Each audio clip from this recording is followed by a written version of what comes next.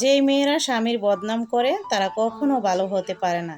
কিছু কিছু মেয়েরা হচ্ছে পান থেকে চুন খসলেই স্বামীর বদনাম শুরু করা হয়ে যায়। এই তুই ভালো না, বাবার বাড়ি চলে যায়, স্বামীর নামে হাজারটা বদনাম করে, বাবার বাড়িতে যে স্বামীকে খারাপ বানায়। স্বামীর নামে বদনাম করা মেয়েগুলো কখনো ভালো হতে পারে না, কারণ স্বামীর নামে বদনাম করে কখনো স্বামীকে ভালো বানানো যায় না। স্বামীর বদনাম ছেড়ে দিয়ে স্বামীকে ভালো বানানোর জন্য স্বামীকে প্রশংসা করতে হবে, স্বামীর সাথে ভালো আচরণ করতে হবে, তাহলেই স্বামী একটা সময় ঠিক হয়ে যাবে।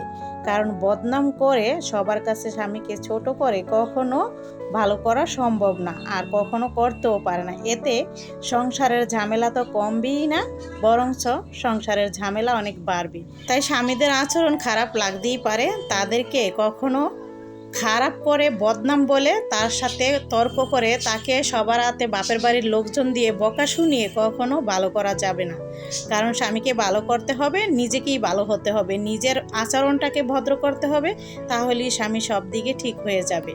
একটা চাঁদের আলোই পুরো আকাশকে আলোকিত করে দেয়, তেমনিভাবে হচ্ছে স্বামী ছাড়া আপনার জীবন কখনো আলোকিত হবে না।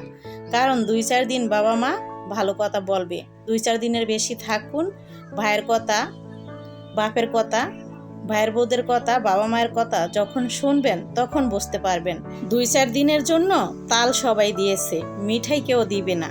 কারণ স্বামী আপনার জন্য যথেষ্ট। কারণ স্বামী ছাড়া বাবার বাড়িতে কখনো মেয়েরা ভালো থাকতে পারে না। এটা হচ্ছে মেয়েদের নীতি, এটাই হচ্ছে নিয়তি। কিছু মানুষ আছে স্বামীকে এতটা ভয়ঙ্করভাবে অপমান করে, তাদের উদ্দেশ্যে কথাগুলো বলছি। কারণ মানুষ সব এক হয় না। কারণ কিছু মানুষের স্বভাবই থাকে পান থেকে চুন কষলেই স্বামীর নামে হাজারটা বদনাম করে বেড়াবে। এটা করে তারা যে কি মজা পায় তারাই বোঝে। যার সাথে থাকবে, যারটা খাবে, যারটা ফিনবে, যারটা করবে, যার সন্তানের মা, সেই স্বামীর সাথে কি প্রয়োজন আছে ঝামেলা করার, বাবার বাড়ির লোকজন দিয়ে অপমান করানো? এসব ছাড়লে সংসার সুখী হবে, আর এসব থাকলে কখনো সংসার ঠিক করা যাবে না। কথায় আছে, স্বামীর ভাত খাবে রান্না করে, আর ভাইয়ের ভাত বাপের ভাত খাবে কান্না করে। একটা সময় তুমি বাবার কাছে খুবই আদরণীয় ছিলে, যখন তোমার বিয়ে হয়ে গেছে, তুমি শ্বশুর বাসায় গিয়েছো, তোমার ছেলে সন্তান হয়ে গেছে, এরপর তুমি বাবার বাড়িতে যাও, 2-4 দিনের বেশি আর আদর থাকবে না। সব মেয়েগুলোর আদর থাকে বিয়ের আগে, বিয়ের পরে যেটা দেখবেন সেটা হচ্ছে উস্কানি। উস্কানির কারণে হচ্ছে সংসারটাই ভাঙবে, আর কিছুই হবে না। সংসার ভাঙার জন্য যেই বাবা মা আর যেই ভাইরা বলে তুই আয়সা কর, আমরা দেখবো, আমরা করব, তারাই হচ্ছে 2-4 দিন পর হচ্ছে অপমান করা শুরু করে দিবে। এটা আজকের না, এটা বহু আগের কথা, আর এটা হচ্ছে বাস্তব কথা, একদম সত্য কথা। যারা এই ব্যাপারে ভুক্তভোগী তারা বুঝবে যে এটা কত সত্য কথা আমি বলেছি। কথাটা মিলিয়ে দেখবেন। সম্মানিত দর্শক, আসসালামু আলাইকুম। আমি ফাতেমা বলছি নারায়ণগঞ্জ থেকে।